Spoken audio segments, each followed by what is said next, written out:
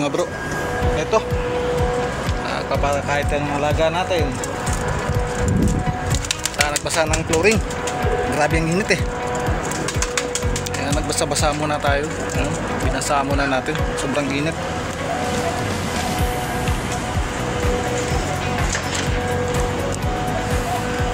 Wait lang. Ang liparan ng mga loko.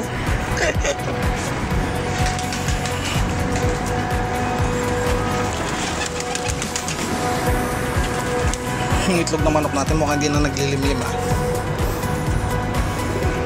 Pati dito mukhang bugok na din. Ay nako, taginit kasi kaya mahirap talaga magpapisa ngayon.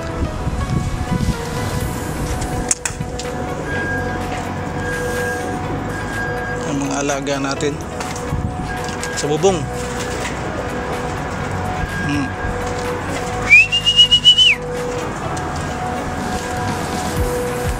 Time check tayo 4:30 ng hapon. So grabe pang init. Yan sila. Araw ng Sabado.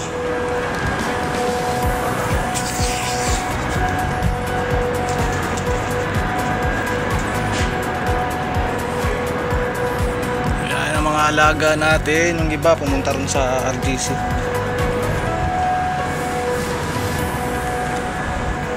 Mainit pa kaya mahirap pa magkikilos dito. Kahapon Friday pero hindi ako nakapaglikot dito gawa ng sobrang init eh. Nakakatamad. Kaya dungis na rin ang ating kulungan no. Hindi na nila iniuwian ng loob. Puro dito na sila sa labas nakatira. Paano sobrang init.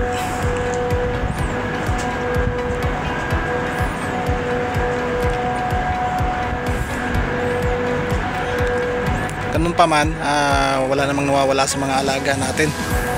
Pati yung 3 bihag natin hindi na umalis. Dito na lang sila. Yan. Kahiyaan na, hindi na nakabalik.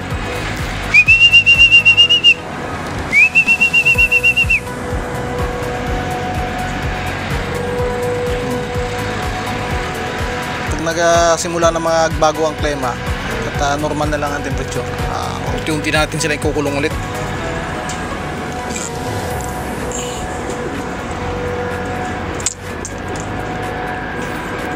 Kakabasa-basa ko lang, tuyo kagad sobrang init. Kaya binasa ko na rin itong lupa para kahit paano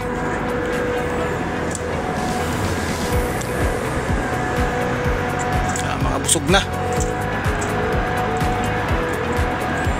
Mga busog na.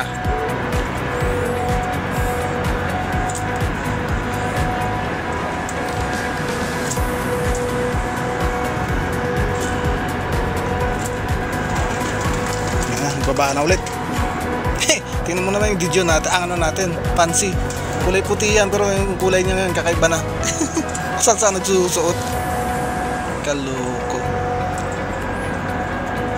Yung itlog nila hindi na naman napisa. Itong na lang ang ano, Dijon tsaka ito ang hindi pa nakapagpapisa. Ang dungis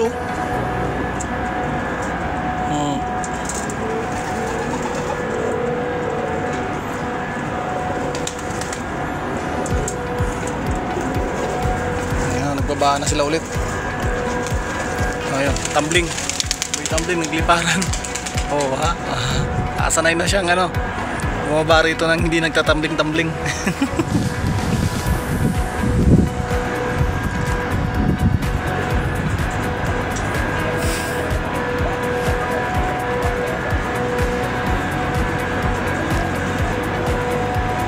Sabi ang init kaya yun, kawawa yung mga alaga natin.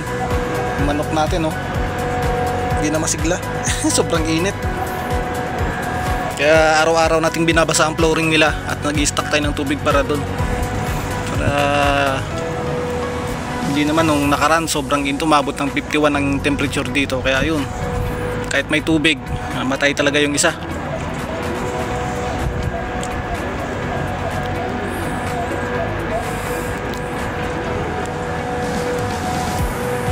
Na heat stroke.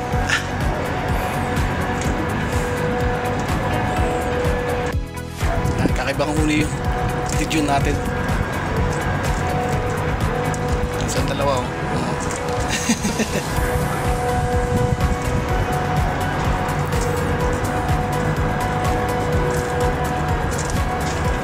Saka na tayo siguro magayos ng kulungan ng ating mga kalapate tsaka manok. Pagka normal na yung temperature, sa ngayon sobrang init talaga.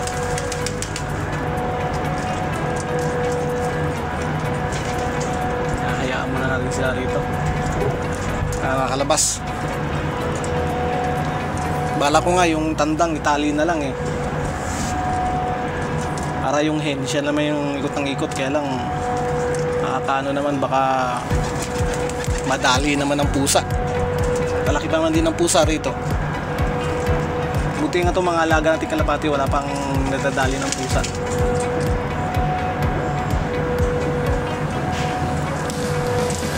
Ayun mga bro, hanggang dito na lang muna at tayo mag-duty naman sa trabaho. Ingat-ingat na lang lahat at God bless us all. Bye bye.